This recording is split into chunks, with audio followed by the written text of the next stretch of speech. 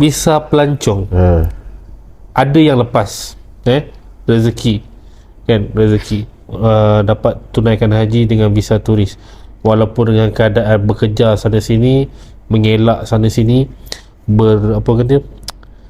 dalam ketakutan, duduk dalam ketakutan. Sebab apa bang? Sebab apa kak? Visa pelancong, nama pun visa pelancong, tak dibenarkan masuk kawasan haram, Masjidil Haram, Mekah, Madinah, tak boleh masuk masa musim haji, tak boleh. Jadi mereka ni golongan yang masuk awal bang, masa Syawal buat umrah tu, pergi tak balik. Sebab apa? Visa pelancong valid 3 bulan. Dia akan target untuk betul-betul dia boleh keluar balik tu dah 2 minggu selepas raya haji.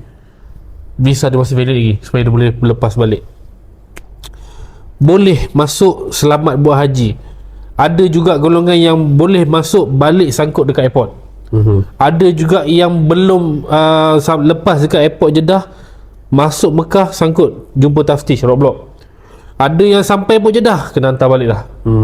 Ada yang sangkut dekat airport KLIA lagi, sebab kebetulan dekat airport KLIA ada petugas-petugas daripada embassy sangkut.